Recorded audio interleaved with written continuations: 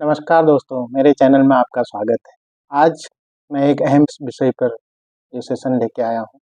दोस्तों, देश में 2 एमएसपी ट्रेंड कर रहे हैं। एक तो किसानों का है और दूसरा जवानों का।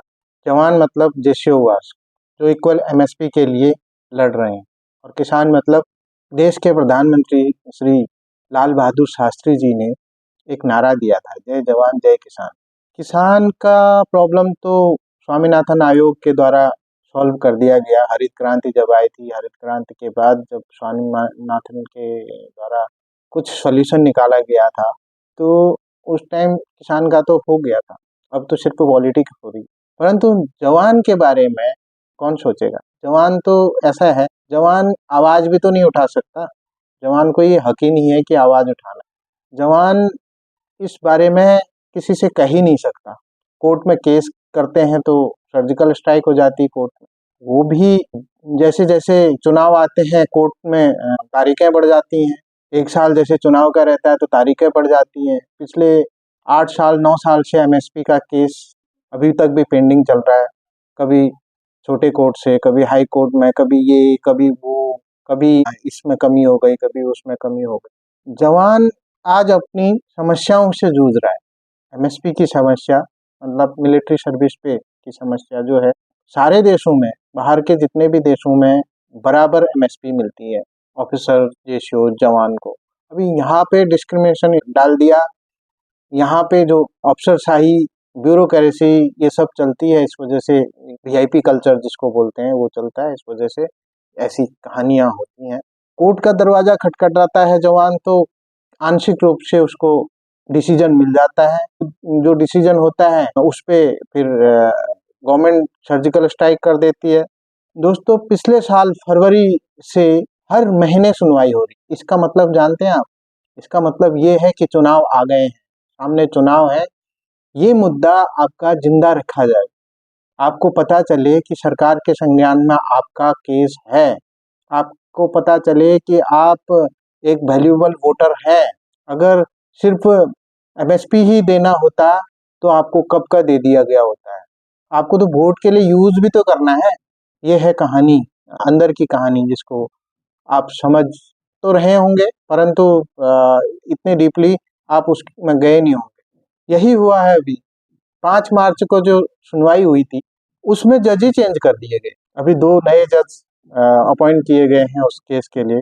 उनका नाम है जस्टिस बी कामेश्वर राव और जस्टिस सौरभ बनर्जी। अब ये नए सिरे से शुरू करेंगे सुनवाई, नए सिरे से शुरू करेंगे तो अब उनको समय लग जाएगा। जज चेंज करने का मतलब ही यही होता है। इतने दिन तक आपको जुझाया गया, आप कयास लगा रहे थे कि उन चुनाव से पहले हमको एमएसपी का फायदा मिलेगा। अरे भाई, कैसे? ये तो सोचने की बात ही नहीं थी। बीजेपी एंड अलायंस जो भी है वो तो पूरी तरह ओवर कॉन्फिडेंस में है कि हम जीतना है।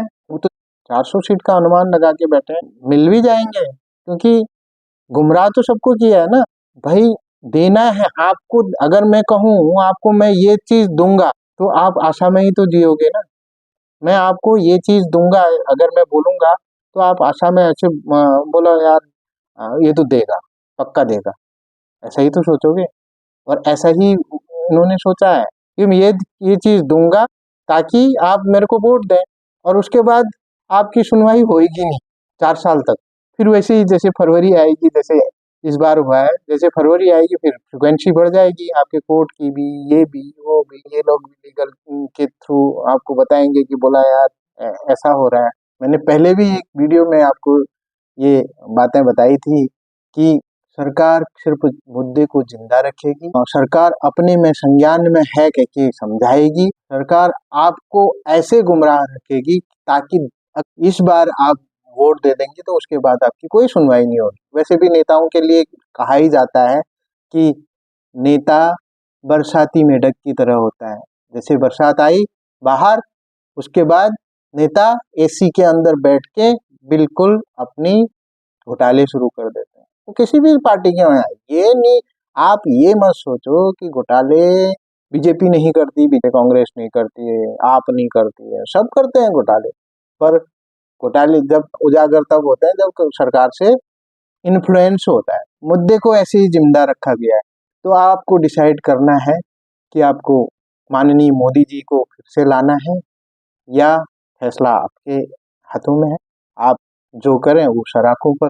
एक कड़वी बात है, सबको बुरी लगेगी, परंतु मुझे तो अच्छा नहीं लगता। कहते हैं ना कि मोदी जी बहुत ही अच्छे इंसान हैं, जाके बॉर्डर में जवानों के साथ दिवाली शेयर करते हैं, होली में जवानों के साथ होली खेलते हैं। ये सिर्फ पॉलिटिकल स्टंट है। आपको दिया ही क्या, सिर्फ अफसरों के इन्फ्लुएंस में आके वो लोग वो डिसीजन लेते हैं जो जवानों के खिलाफ होता है। अफसर जो काम करते हैं, जो जो उनकी करतूतें होती हैं, उसमें कभी सुधार लाई नहीं ना। तो फिर किस बात के अच्छे नेता हैं?